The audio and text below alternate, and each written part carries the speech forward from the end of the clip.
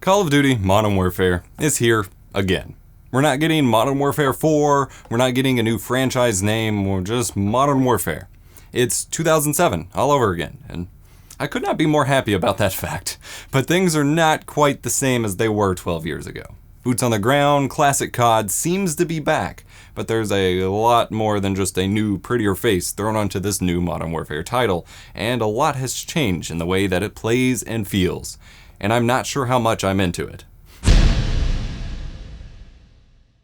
I'm EposVox, and this is Filthy Casual. I've grown up and become a workaholic instead of a hardcore gamer like I once was, and I'm now just that, a Filthy Casual. For context, I've been playing Call of Duty and the entire franchise for more than half of my entire life.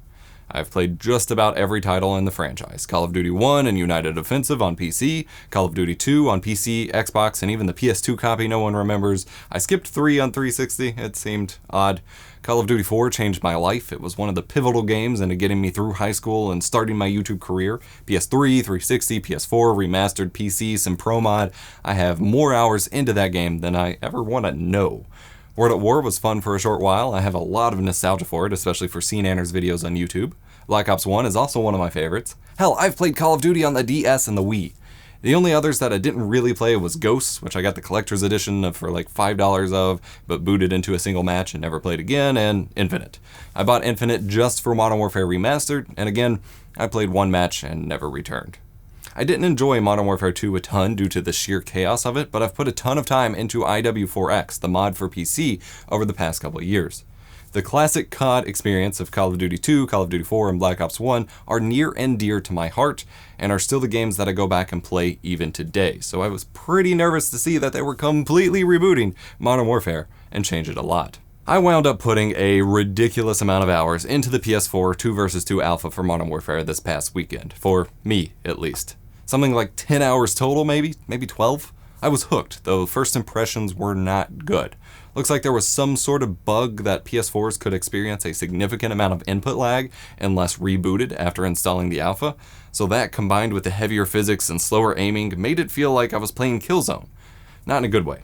But rebooting the PS4 fixed that up and I started having more fun. That's the issue with trying a new Call of Duty each year. The muscle memory and expectations of the previous version or all of the previous versions carry over, and so usually the first few matches of a new one feels really bad and just makes me think that the game isn't for me or has changed in a way I don't like.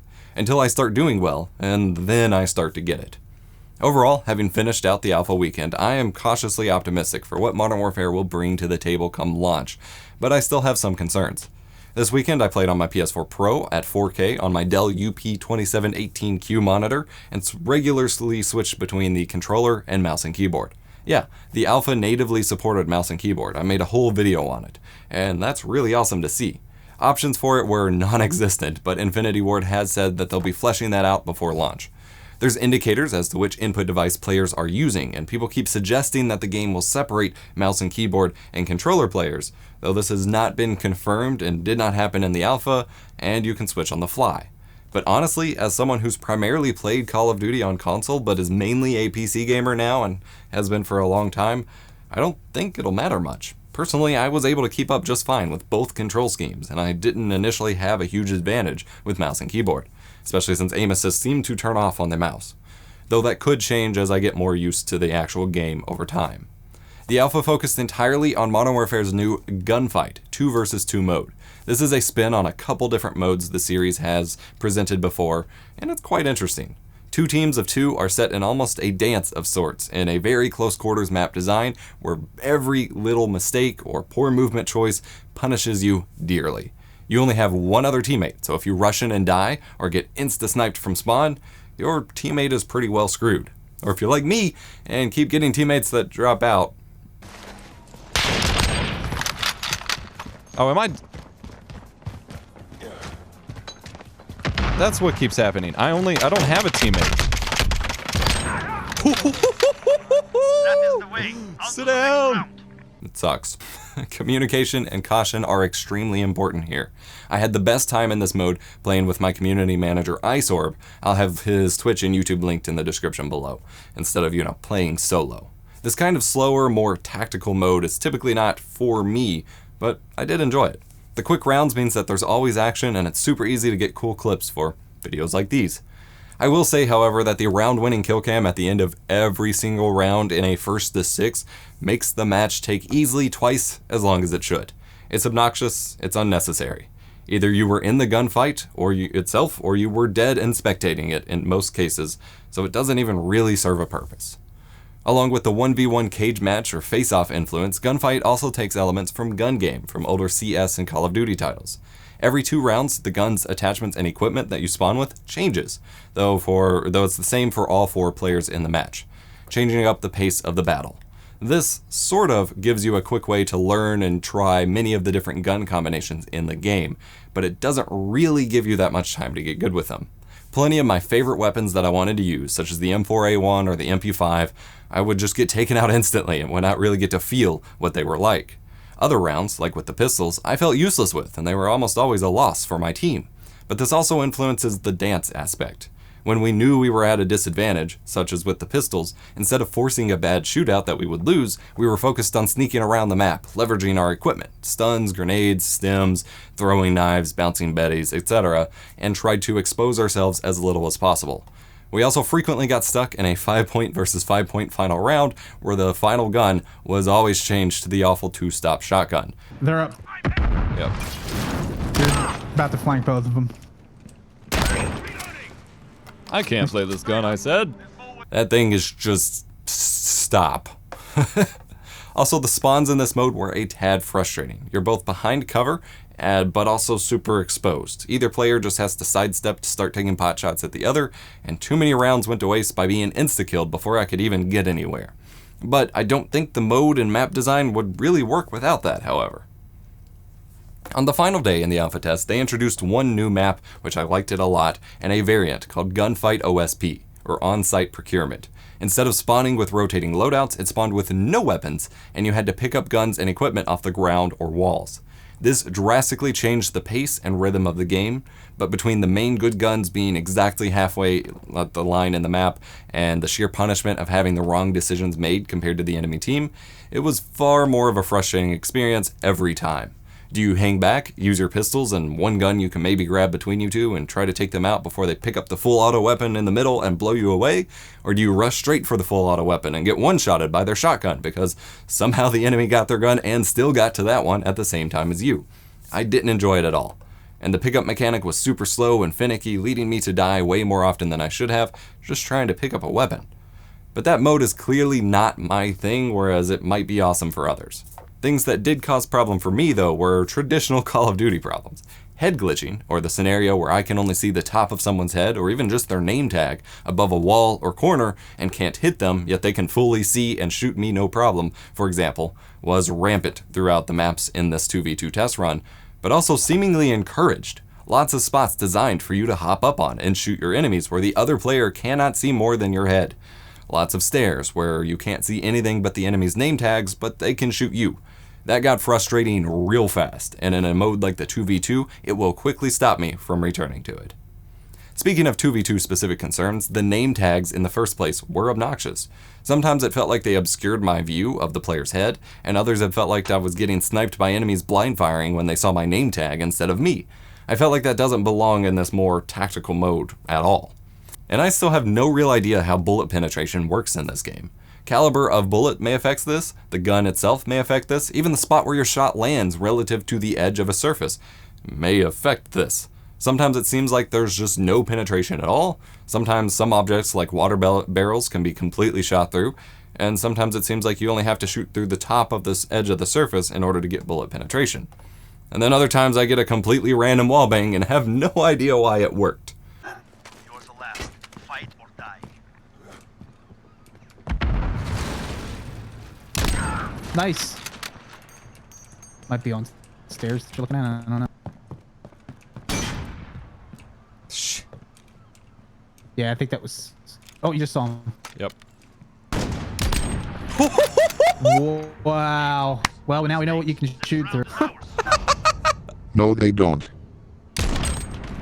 That aspect is frustrating just because it feels inconsistent and unpredictable.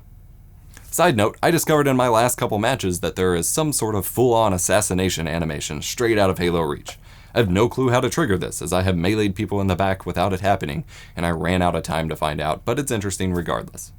I want to be clear that I'm specifically highlighting things that concerned me or worried me with this alpha, as they will be what I look out for moving forward. I did still have a blast playing Modern Warfare, and this test did a great job of selling me on the game. I put way more hours into it than I normally put into most games during a weekend anymore, nevertheless an alpha or beta test.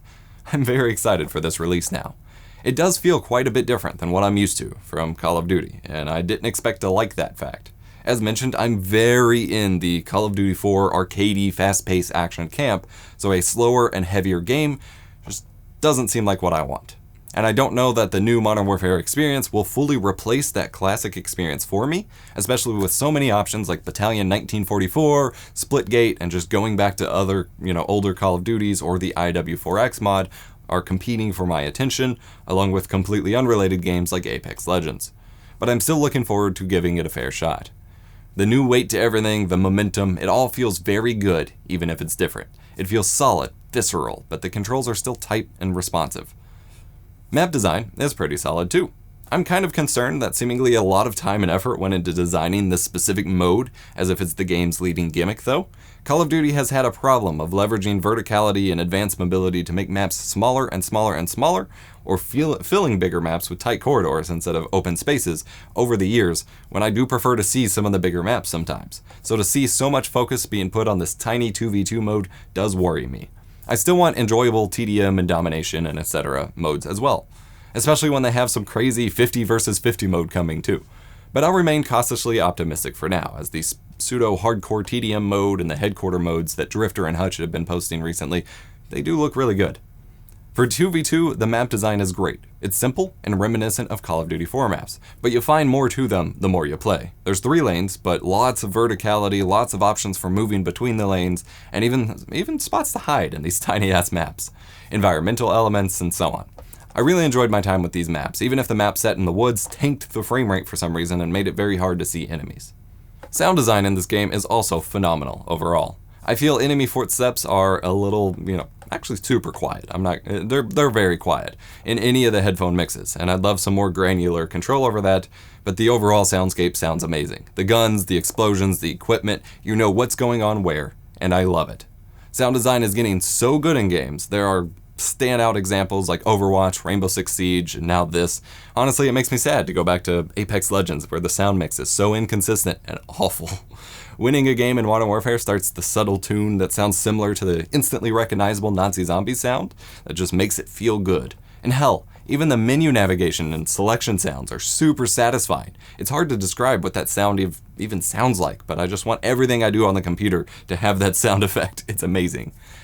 The last concern I had to consider with Modern Warfare was which platform I would be picking it up on. The alpha weekend was only on PS4, of course, and that tends to be where I enjoy Call of Duty the most. PS4, PS3, Historically, it dies out rather quickly on PC, instantly, for Modern Warfare Remastered, which is why I still play it on PS4.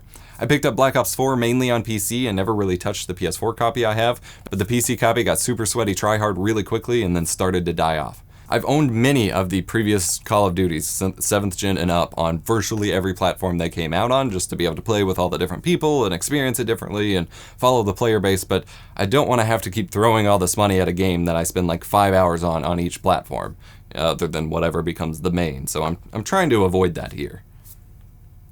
Switching between the controller and keyboard and mouse, I felt just as comfortable on both mechanically, though the controller does make my hands sore or hurt after a while as usual. I have problems with my hands and wrist joints and things like that. But the longevity concern is potentially a non-issue with this release, thanks to the power of crossplay.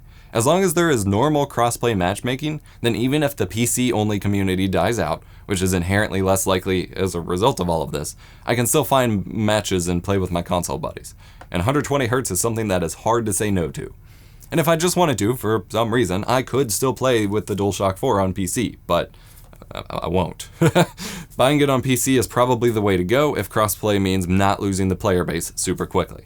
My only concern is getting burnt out on it 6 months in again and going back to Call of Duty 4, Black Ops, or IW4X. I only have such limited time for games these days. I am a filthy casual after all.